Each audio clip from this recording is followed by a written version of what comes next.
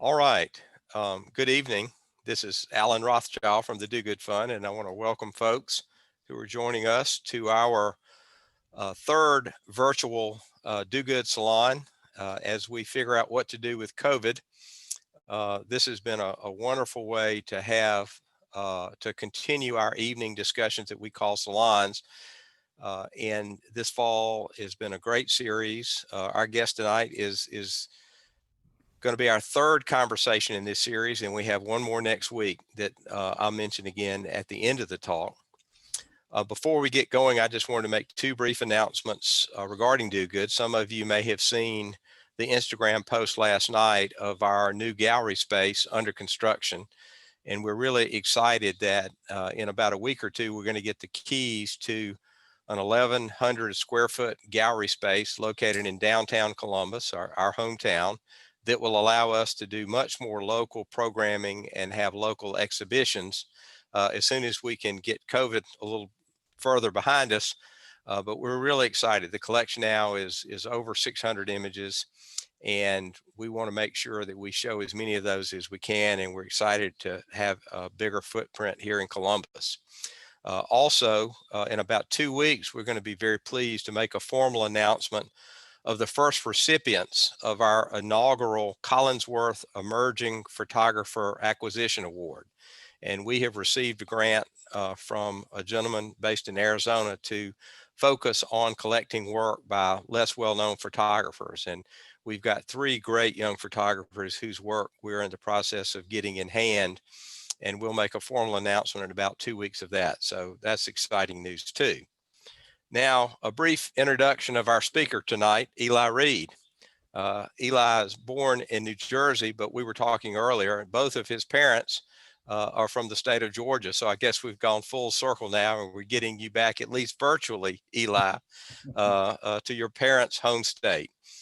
Eli started in the photography field as a freelance photographer, but is now in academia and has served for a number of years as a clinical professor of photojournalism at the University of Texas, Austin, where he is joining us from tonight.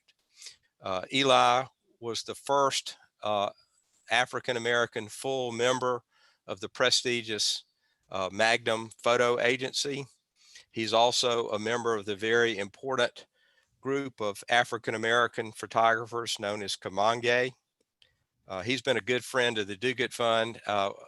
One of his colleagues on the faculty at the School of Journalism is Dennis Darling, and we got to know Dennis very early on.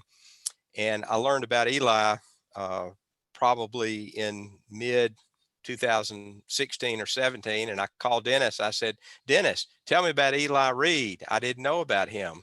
He goes, he's my next door neighbor at work. And I said, why didn't you tell me about him? But on my next trip to Austin, I got to drop in and visit Dennis and meet Eli, and he's been a great friend of the Do Good Fund ever since. And we have a small curatorial advisory board, and Eli has been generous to volunteer a bit of his time to help us with that project also.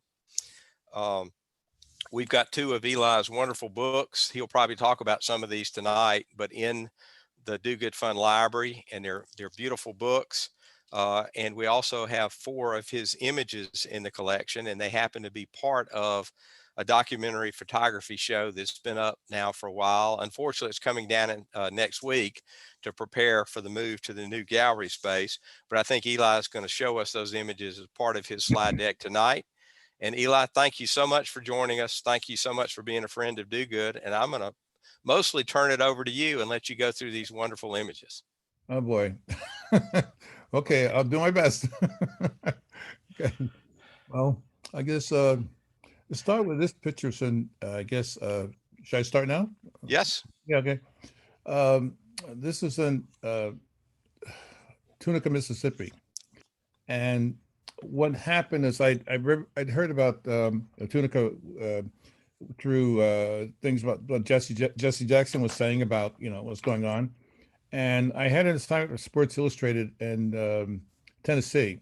Uh, and what I did was, after I finished the assignment, I asked my assistant to drive me to Tunica, where I saw, things that were going on. And it was not really not really cool, where some people in the community thought that, oh yeah, the African Americans, they're okay with not having a toilet to use, that kind of stuff. And it was just really racism at its worst in a lot of ways. And it it was like something you just, if somebody thinks that racism is over, that you should check out what was going on in Tunica at the time. And this was like, because of there's so much people talking about Tunica, that they actually did something. And these are actually homes that were put together where that was a heck of a lot nicer than where they were at before. So it's like I made photographs that showed some of the things going on and the difficulties that Afro Americans were having. But then this happened also, and I got that's next time I went was an assignment from a international magazine, asked me to. They had seen the pictures, the earlier pictures I had done, and they asked me to, to go back. Of course, I'm going to go back. You're paying for my travel expenses and things like that, and was able to. This is one of the pictures I made. I just thought, it's like when if you're working, you don't have time to, like I said, to see what's my motivation. The motivation is just a much better place for this lady where she was living at. That was much better than what she had before, and now with the things that normal people get used to having, they didn't have before, but things got better. In fact, there's a name that was called Sugar Ditch before, which was like a sarcastic name for what the black people were living in there. Okay, why don't we go to the next picture? Hello? Okay. Yeah, this is I think that to tell you the truth, I'm not sure where this was at, but I think it was also one of the pictures I made when I first went there. I think Uh, that's right.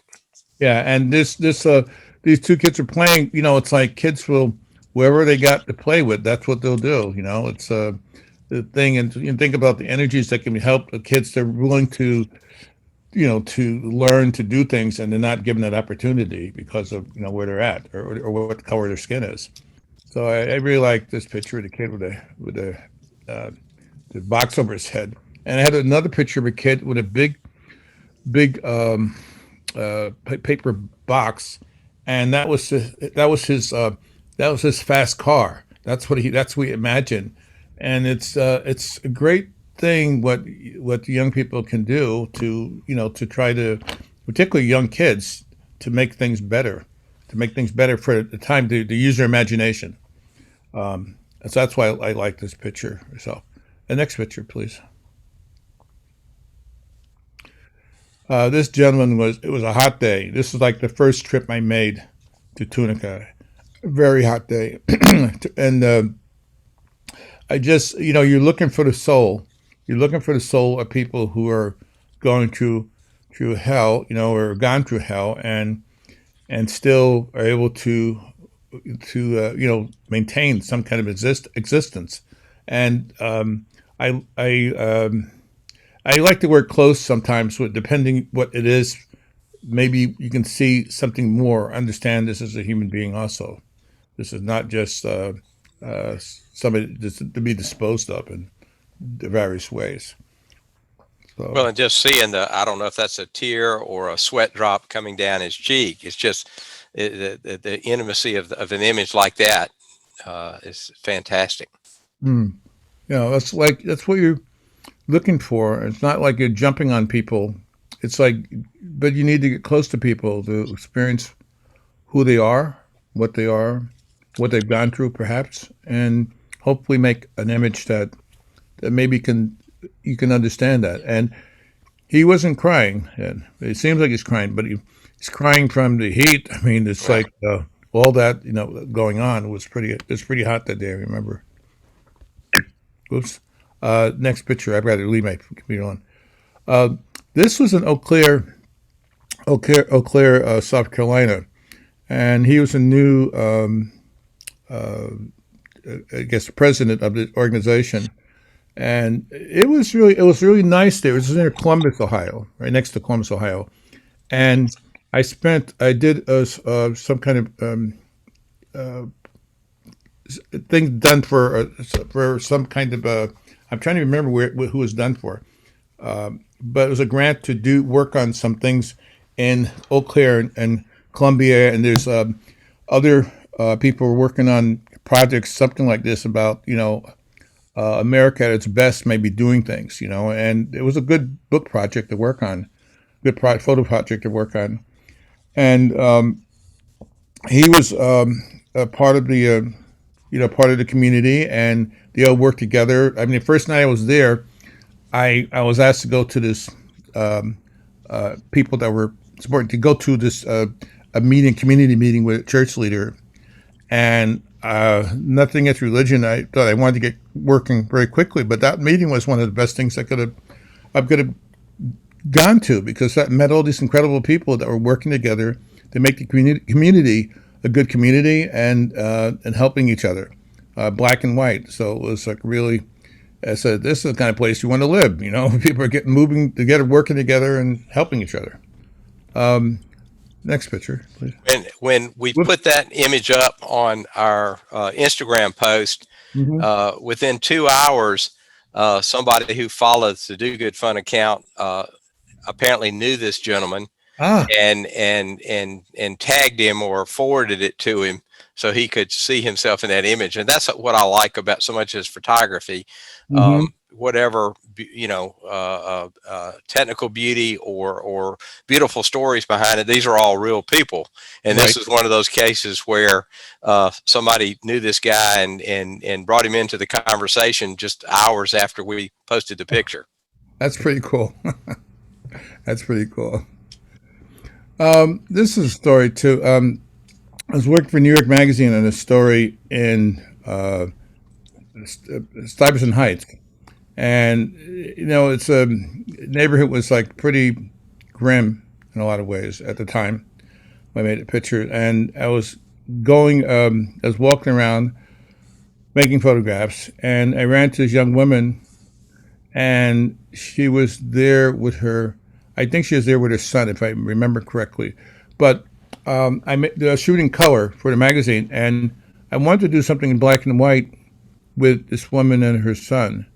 And so I asked her if I could come back the next day with a medium format camera, uh, which I did.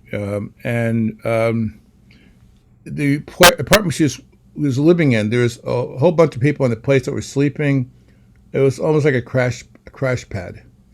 That's what it seemed like.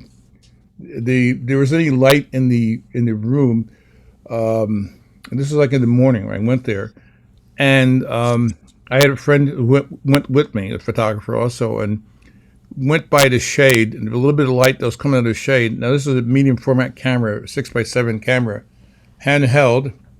I don't know what I was expecting to do. Then maybe I thought I was going to photograph her outside. I don't know. I don't remember. But I remembered. As soon as we got into that place, I wanted to make an interesting picture of this woman and her son, and it ended up being the cover of my book. I felt good about that because she was on the street the day before. She might have been a watch out for a drug guy. I don't know. I don't remember. But there's no money coming in. It's like really, really very poor. Very, no possibilities. But she loved her son, and her son loved her, and I think a lot of things could come from that. So, next picture. I've done a lot of work with homelessness, and there was there's a man, a Reverend Larry Rice, is in St. Louis, Missouri. I had heard about him from another photographer. It was the book Day in Life in America.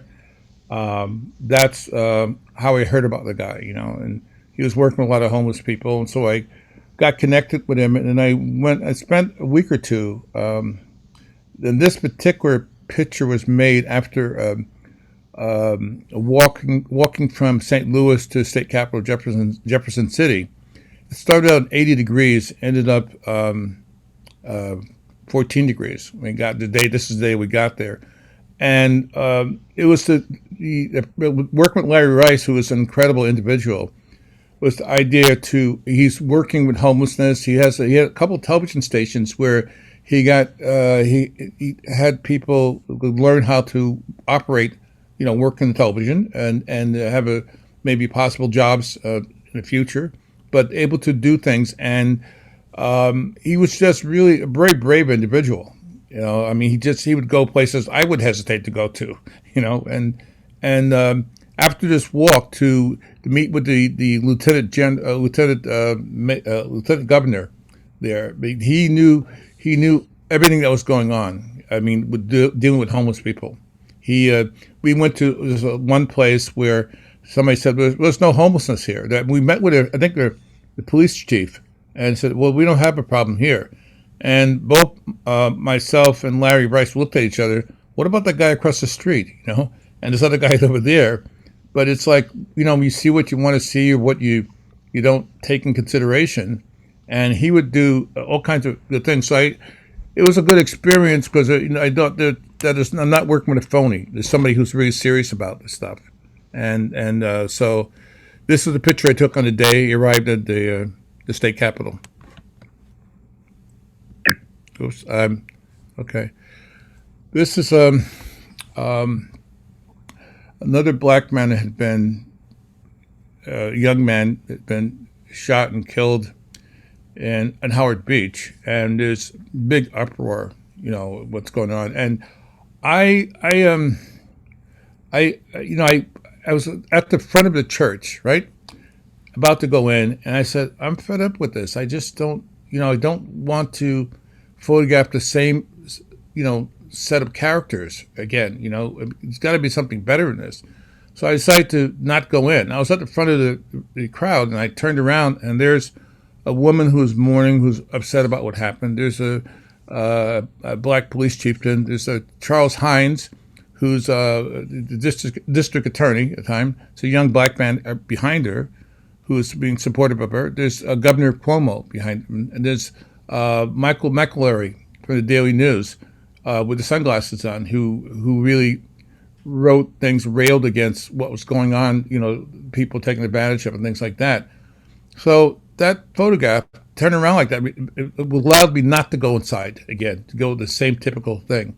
It was not even like hesitation. I made the photograph. I made maybe 2 or 3 frames. I was waiting to go in there, and I moved, walked through the crowd, and I ended up making another picture. I think that was also very strong because of that.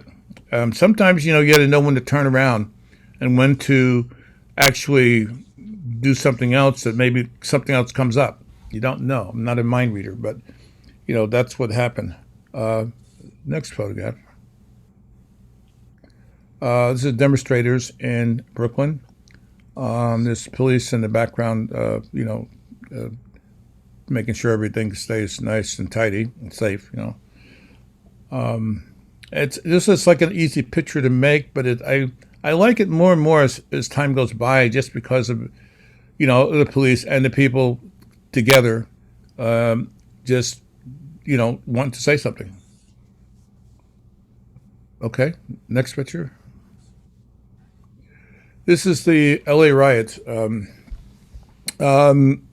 was working in a movie, Poetic Justice, with Jackson and Tupac.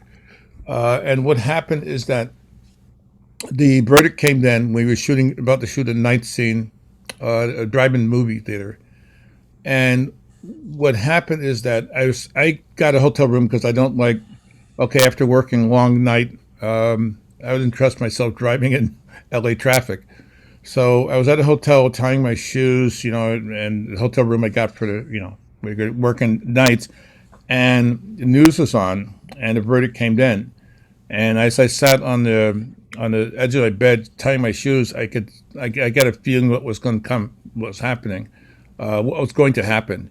And John Singleton, when he heard the verdict, he went right to the, I guess, where the county building or the jail, wherever the heck it was, announced, and he said, "Don't be surprised. Don't be surprised. This is not good," And some people tried to blame him, but then that went down the tubes real fast, this owner has this. He owned this business. They worked 15 years to put up, and then got destroyed in the riot. So people from the neighborhood came to try to help him, recover whatever he could recover and restart again. That's the tragedy of that. Destroying neighborhoods. You can move. I got to keep my finger away from that click. I think advance to the next picture. This is Jesse Jackson who's running for president, and I just like the picture. It's like sort of group into the music, the thing. Jesse Jackson. I think this was at City Hall. If I'm not sure, but I think it was at City Hall in New York. I made this photograph. Okay, next picture. This is interesting because what happened was that Reverend, well, you know what I'm talking about. I'm spinning. I'm thinking too fast here. Right.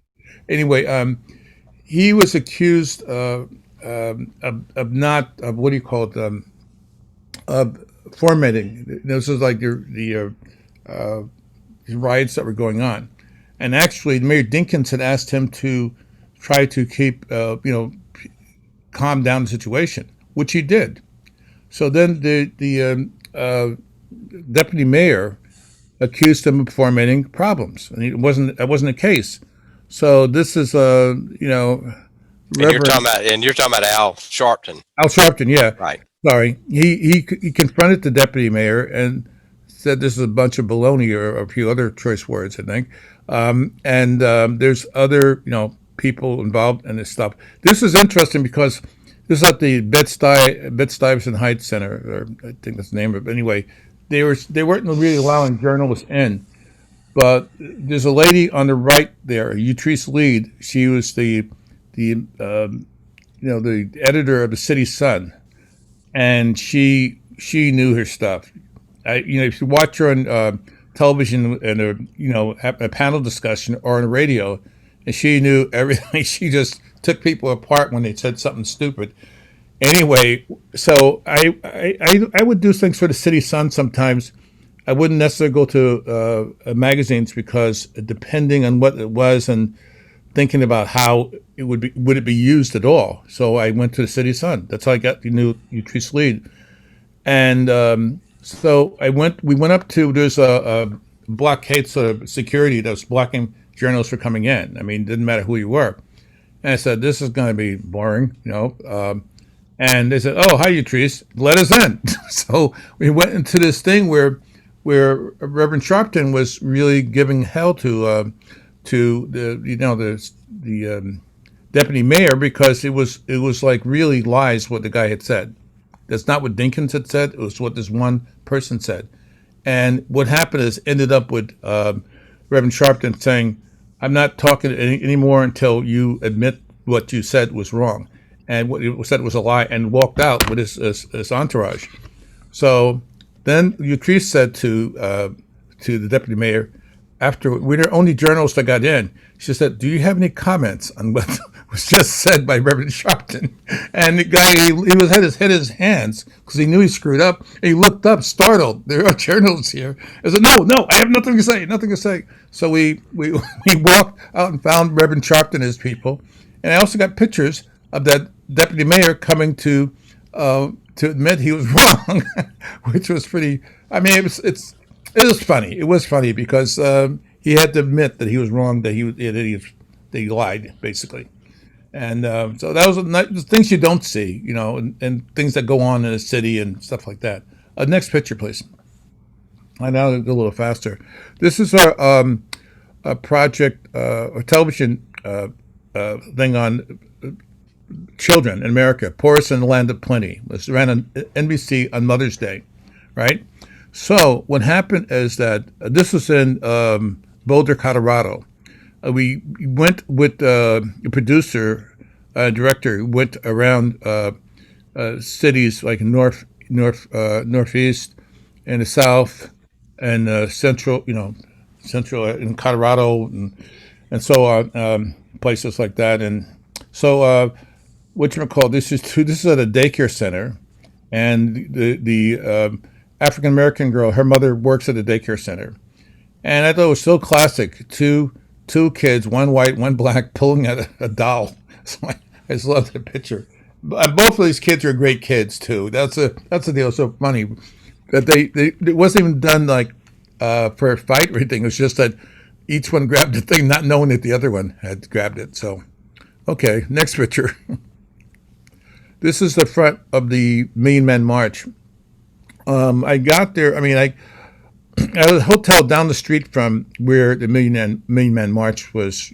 At the front and center, and it was it's one of those moments that this is a special something going on, and I made this photograph of these men. I'm pretty sure that they're black Muslims, and it's just that this is like an important moment. I think it was one of those moments in history that more people are affected in a good way than not. And so that's the first picture I made. Next picture, please. This is a picture that I had to talk my way through 5 police agencies, including the Secret Service, to get up there. It's interesting. If you were just one of the men came there to be part of this, no problem. If you had cameras around your neck, problem, right? So but I'm not going to tell you what I said, how I got in. But anyway, We won't tell anybody. right, right. It was a moment because everybody there's, I think there's uncertainty in certain places and whatever. Anyway, I got up there and then I was the only photographer up there, except for I saw I was I had cameras all over me, and I'm not going to tell you how I got in there. It's my secret. But I got up there and I see 2 obviously UPI AP photographers came up there for about 2 minutes, 3 minutes, made a picture, and then left. I wanted more than just a picture of the crowd, and these 3 gentlemen in 3 different hats. I didn't even think about it consciously. I think there's something that worked. I wanted to show how many people were there. So that's a picture I made. I mean, there's somebody who's a specialist on maps said, yeah, there's easily 1 million people, 1 million men there. So anyway, next picture. This is a story for Parenting Magazine on, I guess it was like school, help from various agencies helping with kids. And all I can remember about this picture, this was in Las Pasos, Texas, actually. And I remember it also because the next day I flew to Los Angeles to work on my first movie. But the thing that was great is that when I was taking this kid's picture and they're dancing, the only thing I can remember said, "Please, God, please be in focus," because it wasn't out of focus in those days, and the picture was so. But it was such a great great moment. I look for little wonderful moments like that too. You have to enjoy it. Okay, next picture. This is actually I was working with the homelessness, and this is one of the pictures from I think 8 days walking from the St. Louis state capitol, and there was churches that allowed along the way that allowed homeless people to stay for the night on the way, but there's also churches that didn't do that. This is one of those churches, so I ended up sleeping on the park bench, and it was a very cold night. So, but that doesn't matter because those people are in this serious kind of deal here, So that's one of the pictures that I made. I keep on pushing my computer. This is a story I did for a San Francisco Examiner. I was working at the Examiner on this housing project called the Pink Palace. That's what it's called. Actually, there's another name, but that was the name given to it. And that's the security place where there's they had security there, but you could see if you look at the window, there's it's bulletproof glass, and as you see the bullets that were shot there.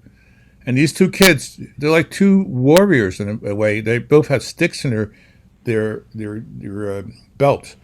And the black kid, I photographed his family later, and some things are going on. Like, for example, where he slept on a bed with his other brother, there's a bullet from a 44 Magnum that hit the wall behind him, and so the stick thing is, I said, "Oh, guys, are you playing, or what's the sticks for?" And the kid said, "Self defense." I says, "Really? I mean, just those sticks?" I says, "What good are they? I mean, if somebody that's a knife or something like that." The kid whipped out the stick so fast I didn't see it move. It had the stick up next to my nose. Okay, I get the point. Oh boy. Next picture, please. This is a Million Youth March in Harlem, New York. I just like this picture. I mean, it's this. Again, you can't necessarily. Oh, I'm gonna wait till I get the kid that's on top of his, on his shoulders and things like that. I was trying to make a picture that captured a feeling of what was like there. It's not about just, oh, you got to get back up and get a picture of everything. This is everything to me. This is in Detroit again. I work for the Detroit News again, and I would, I'd find stories that I'd want to do, photo essays, besides your regular assignment, and so I decided to do. And sometimes if I couldn't think of something, or nothing kind of came to light up in my head, I would just look at the yellow pages, and so meat packing. Aha! So that's what I did. I went there. This is 4 or 5 o'clock in the morning. I don't remember. I use a bounce flash, off the ceiling of the truck while they're, picking up the meat. And he didn't pose for it. It was like he lifted the thing up and boom, one shot, and then move on, And it was interesting, though, It could turn you to a vegetarian, too, but that's another story. No, it wasn't that bad, This is Leon. I met him when he's the first movie I shot, which was shot the stills for, was uh, you know, Five Heartbeats, and I met Leon. He was one of the heartbeats. And the funny thing, they did a documentary recently, and I was standing next to him, I think. But what he said, I always had a camera with me. He said never didn't imagine, he didn't remember working in a movie where the photographer was always there, always there. So, but anyway, we met. He worked, and then I didn't see him for maybe, he's either a few months, or it might have been a few years. I'm not sure, but we met when he was in the television show Oz, the show Oz, that's on HBO. It's really intense, thing inside of a prison. And I was meeting at this coffee house in the village, Union Square, and I was doing a meeting with my editor for WW Norton, and we were having lunch there. So Leon and I started talking, and I've been friends ever since. There, I've been documenting his life whenever we get a chance to get together. So we just did something for American Civil Liberties Union. They have this gala usually, and they contacted me, asked me if I would have a conversation with some actors, or people in the movie business. And I chose Leon because we've known each other almost 30 years, and we had things to say about the state of affairs, things that were going on now. It was pretty good. It was pretty good thing. This is part of a story, a photo essay I did on the African village in South Carolina. This is a young boy that was there. They felt that he was destined to do something, and had him do some things that would dispel what's going to maybe happen in the future. Okay, next picture. That's him also. He's like gesture. He said very physical movement kind of thing, and like I said, they did something to dispel, take away some of the negative qualities I think that might be coming there. So, next picture. This is at a San Francisco County Jail on Thanksgiving Day, and if I'm not mistaken, I think Jesse Jackson came to visit, which they were thrilled at the time. It's a nice thing. They're in jail. I don't know what the reasons were. That didn't matter, but they're 5 women that needed a break, actually, or something, encouragement. Did you say something? No. Oh, okay. This is the Miami Liberty City riots in Miami. And what year was it? 1980, I guess it was 1980. I was working for the Detroit News. I asked, I just shot, I was also shooting fashion, part of the responsibilities there. I asked, I got back from a shoot in New York, Fashion Week, and I saw the stuff that's going on in Miami. And I called the picture editor, guy, he's a friend of mine. He's just new to the job. I said, assistant picture editor. I said, who's going to go down to cover the Liberty City situations, Detroit riots and things like that, that happened. I thought, Detroit's a big newspaper, so I thought they would. He said, how soon can you leave? But I was already sick. I had bronchitis, so I had dealings with that. I said, I'm not really up to it. I just finished, running crazy shooting fashion stuff. He says, how soon can you leave? So I ended up going. I ended up going. Wearing very little, but I did. Well, I read about that in one of these articles, and you said, well, it turned out to be a good assignment because the Florida heat and humidity cured you of your bronchitis. That's right. He may have been a doctor too. Yeah. Yeah, his name's George Waldman. He's retired now, but he was a good guy. He made me go someplace I didn't want to go because I was sick. I got well, so there. Okay, next. This is the LA riots. The interesting thing, when this stuff started the night before, and we're shooting at a drive-in theater at Simi Valley. That's where the drive-in theater was at, right? And so what happened is that there are people that were cheering when they were saying that people are going crazy in LA. Destruction and stuff like that. But that changed as the night went on. And I thought, I said, okay, I'm working here, but I asked John, this is like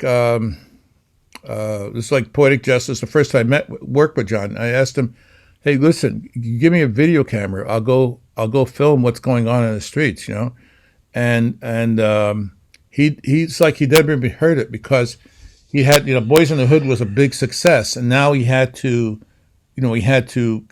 fulfill this second movie thing. So that was not going to happen. So, but the day after, when we finished shooting on Saturday morning, I immediately went to cover stuff in the area, and these guys were his security because he went to see what was going on himself.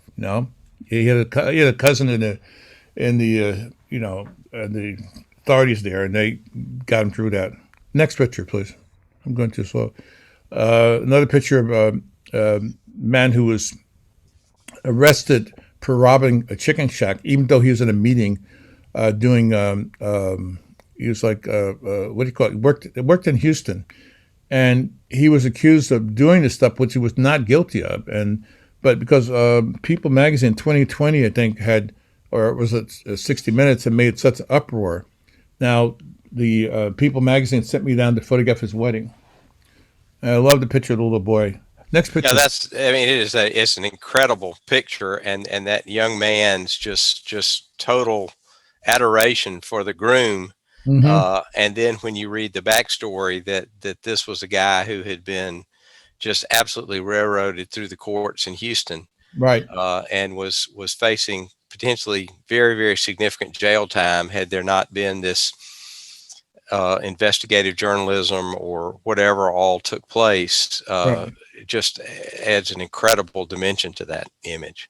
Yeah. It was such a.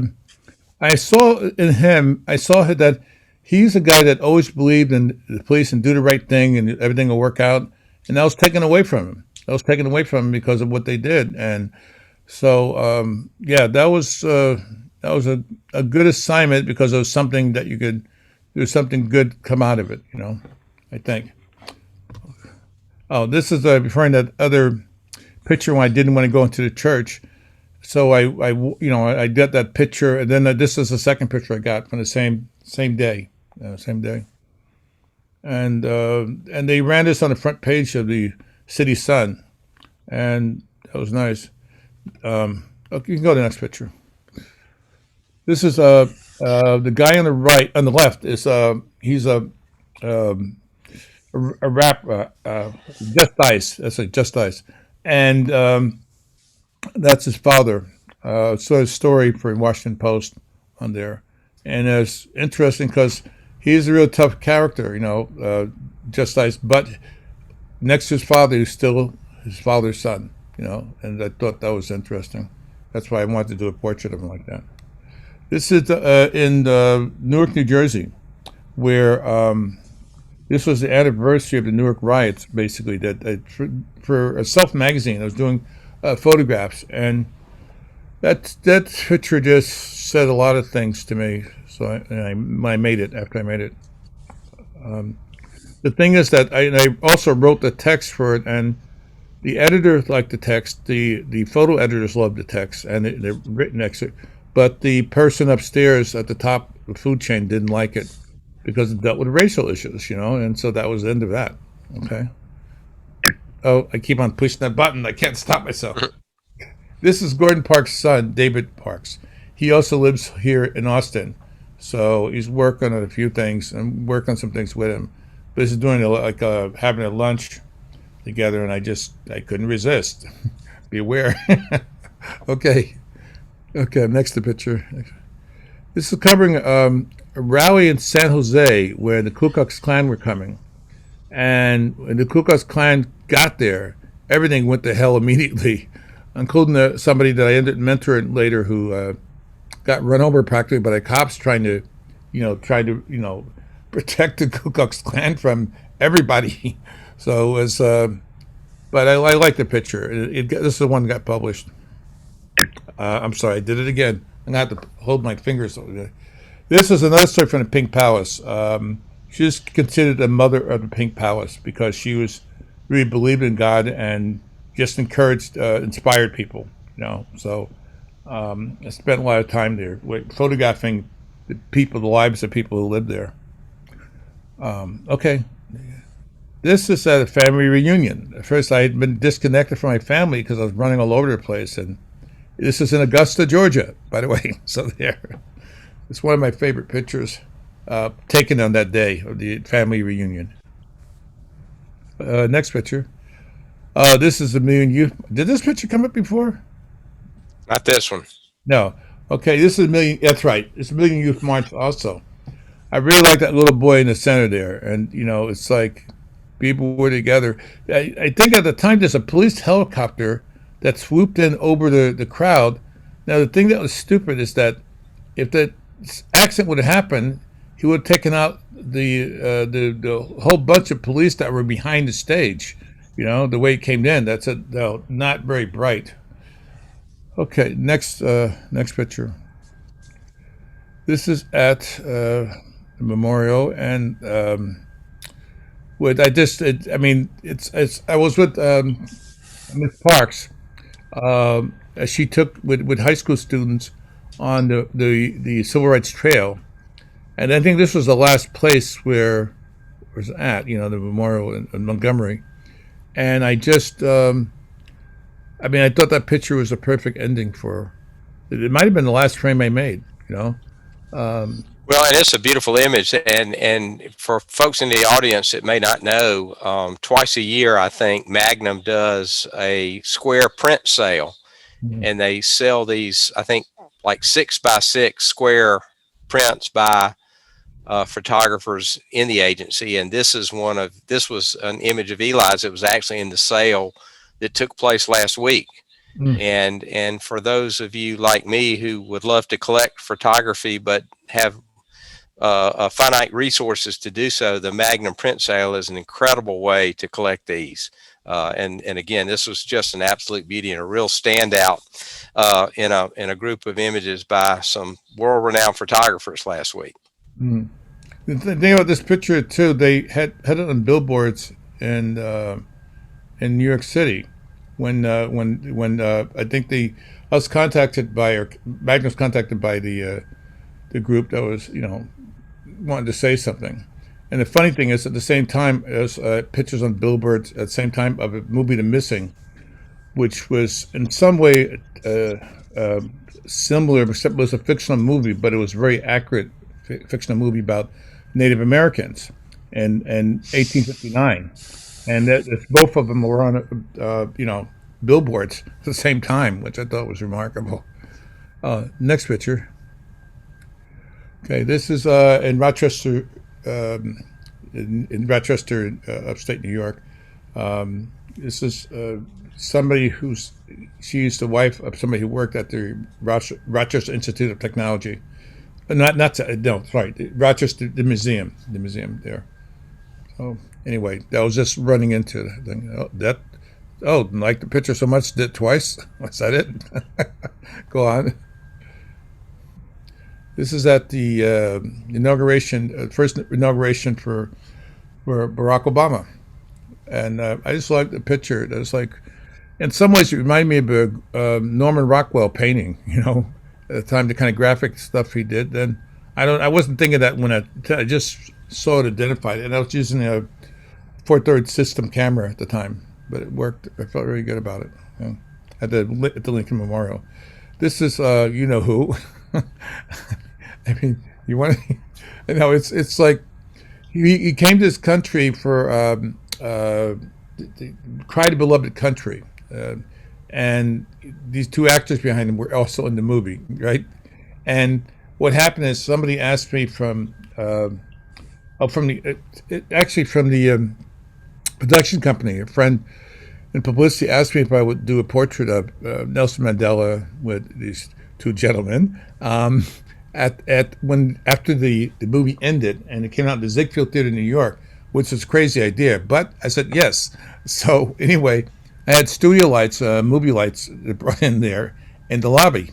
The Secret Service went crazy when I saw that. They said, "No, you can't do that here." So I moved slightly to the side and still did the picture. Now the reason I like this picture, I got Nelson Mandela to laugh because I was begging the guy on the left to stop his craziness. He's you know who he is, right? He's amazing. He's an amazing actor. He passed away since then, but Nelson Mandela was cracking up watching me try to deal with this guy. So I mean, everybody's laughing because of my failure to control myself. This guy. So, but it was an honor to meet him. He was such an extraordinary individual. Inspiration for a lot of people. This is also for a movie, believe it or not. It's for American Gangster.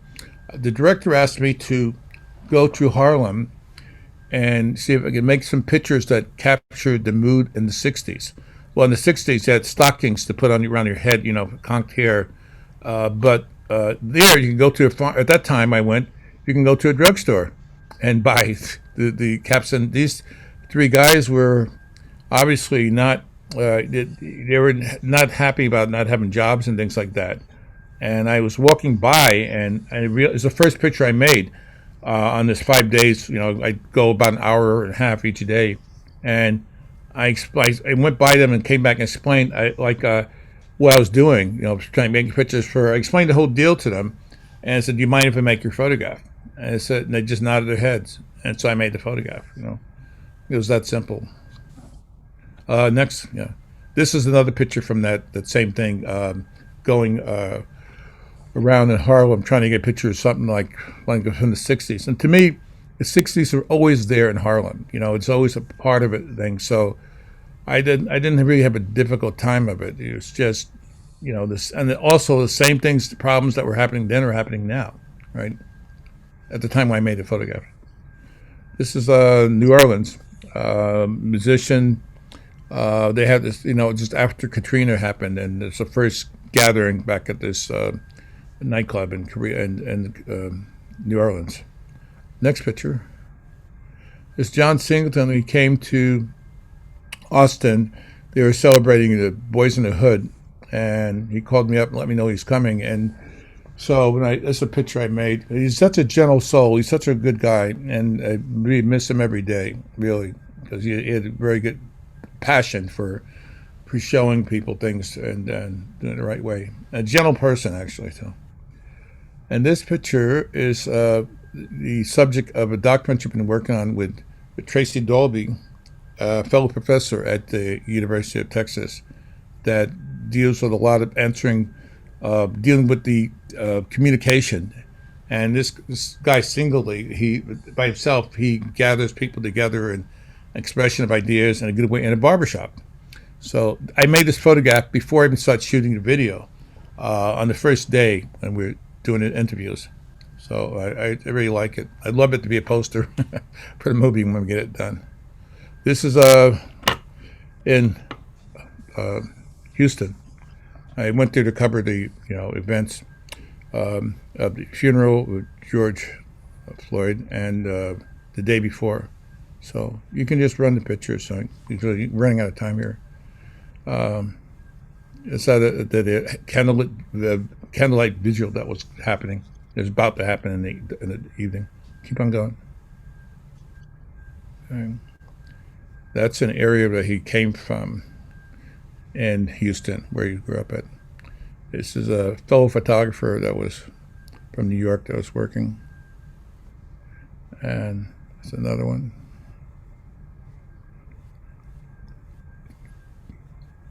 I like this picture because it's just connecting, and candlelit vigil. Keep going. And I like this picture because it's see more in the faces what's going on, and there's the minister, the father. Yeah, keep on. You can keep on going.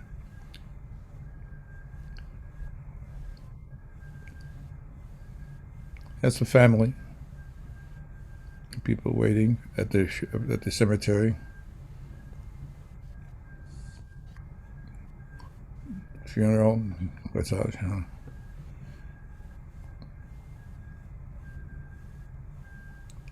And I believe that's the last picture. I think, The no, wait, sorry. The next one's the Yeah, last picture. yeah. There is I was reading these images from the Floyd funeral were featured in a New York Magazine article that's available online, and I read that article this week, and there were a couple of points in there uh, that I thought were interesting, and one of them ties into what you said earlier. I mean, the first thing is certainly Magnum and its group of photographers have been involved in documenting the civil rights movement in this country for many years. I mean, the famous images that Danny Lyons and Bruce Davison are just two examples that I know of, but many other of your colleagues at Magnum have been involved in documenting that. But I also thought it was interesting when you were talking about the earlier series about a funeral that you had not gone inside, and there were funerals about what was happening around rather Mhm. than maybe a more traditional image of the casket or the open casket. And I think the same thing here. I mean, there were a lot of pictures of Mr. Floyd around, but you were documenting the whole environment, the whole scene in that series too. That's I think it's too easy to make photographs of the obvious, and sometimes when you're covering stuff, it's important to do that. I mean, it's always important to keep that in mind. But we're trying to get a feel for what's in some ways really happening, and it also is like at one point when uh, the cortege was coming, too close to the entrance to the funeral, people were yelling, "I can't breathe! I can't breathe!" And without even realizing, I started doing that myself, saying that, because it's the same kind of, you know, anger about the uselessness of the kind of things that dying that way, and it's like really, you know, upset about that. Except that you get in sync with people doing it. It's not about violence. It's just you're fed up. I'm tired. I'm tired. Yeah, I'm tired of being tired. That's says it very well. What was said before. So, and this is like I put this picture last because this is like the little girl at the top she had that expression on her face. Well, I will not be bowed. I've said it before. She was not going to go lightly into the night, and the other little boy that's has a tot, that's protective up there on this truck. I mean, car, the bandit car that shouldn't be the place where they're playing, and that look on her face. I've sort of felt that same way as far as wanting to make pictures that meant something, that can reach people, and inform people about what's going on. That's what the importance of photojournalism and of journalism, informing people the truth of what's going on. Well, and when I look at this work, it seems like I'm pulled both ways, and it's clear in the way you talked about some of these images. There's a great deal of optimism in the cameraman and in the images that you've taken. You have a great deal of empathy, but you said something a few minutes ago too. You said the same things were happening then that are happening now, and I wonder, with all that's been going on, and going to Houston this summer for the funeral, do you have that same optimistic spirit that you've had throughout your career? Well, this is like I'm basically optimistic because I know through history, student history, things change. We're at a litmus test now. Just when President Obama was elected twice, not once but twice, that was a litmus test. And this is like I sort of inspired by a lot of young people, including white people, who are actually also as outraged and understanding of what black folk go through.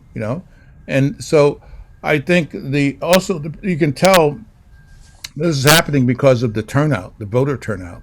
I mean, now someone can say, "Well, that's people that are for this other guy." You don't know that yet. I think people are not stupid, and they see something it's painful to a lot of people, and the only people that would want to have a war right now, a racial war, are people who are bullies who have no idea what that's like. Maybe a few of them have been but most of them, I don't think they understand this. It's a critical point, but I think that there are possibilities that things will, people will vote the right way, and it won't be able to be cheated, about out of their vote, you know, because if that doesn't happen, who the heck knows what's going to happen to this country? I mean, maybe the country's over. It's because everybody who's been a friend of this country, or before you can change things, you got to be able to talk to each other, in a reasonable manner, and that's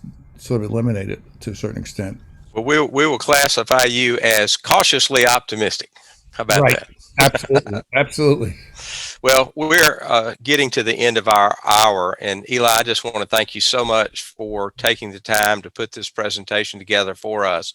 COVID has caused a lot of distress and uncertainty in a lot of people's lives, but one of the real bright spots is that we've turned to technology like Zoom, and we've been able to put together a program like this and offer it to people without any charge, featuring one of the most significant photographers working in the country today, and that is a bit of a bright spot through all of this. We have one more virtual salon in our fall season, and it's actually next Thursday night, 6:30 p.m. Eastern time. And Andrea Morales, a photographer who's currently based in Oxford, Mississippi, but his work is based in Memphis, Tennessee, is going to be in conversation with Hannah Israel, who's a professor here at Columbus State University. So, Eli, thank you so much. Stay safe, stay well. Thank you, everybody, for joining us. And hopefully, we'll see a number of you next week. Okay. Thank you Good very much. night. Good night. Take care. Take care.